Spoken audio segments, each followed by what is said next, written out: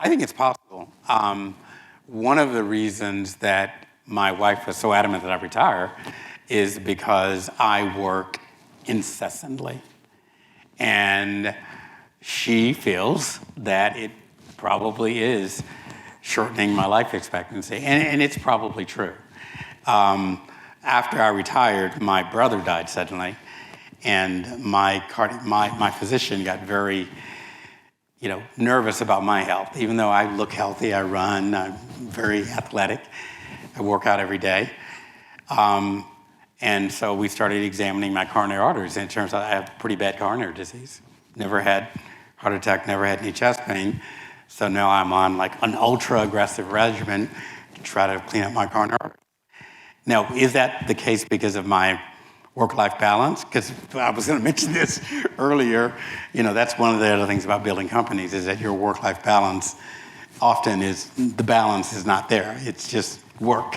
And you live, but it's really work, and it does take that.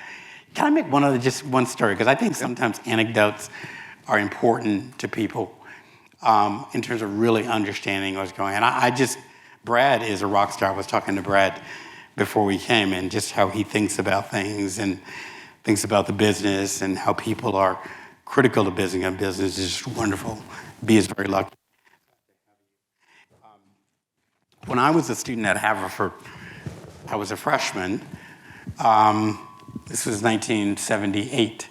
The Bakke case was before the Supreme Court, and most of you probably don't know what the Bakke case is, but it was an affirmative action case around a white man named Bakke who had applied to UC Davis Medical School, and he didn't get in.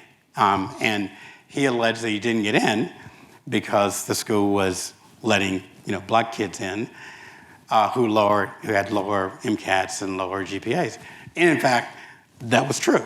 But there were also white kids that had been admitted with lower MCATs and scores. Anyway, we argued about this every night, and I'll get to the punchline.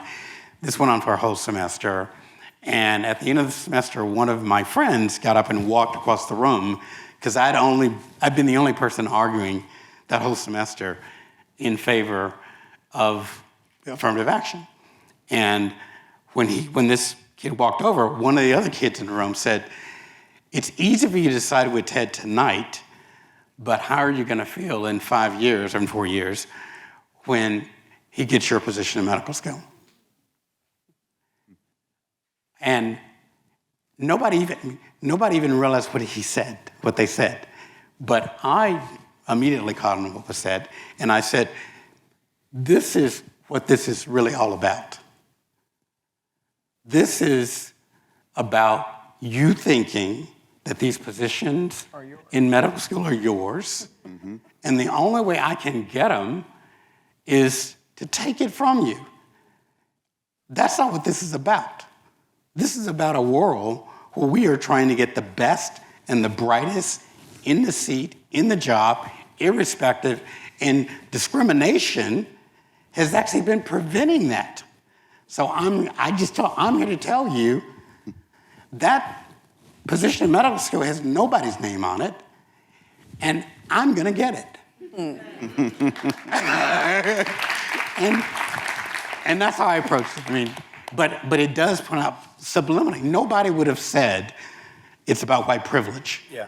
But when that person stood up and said that, and nobody thought there was a problem with what he said, it became very clear what this was all about. And that is one of our big issues in this country. Nobody wants to admit what really is driving people's behavior.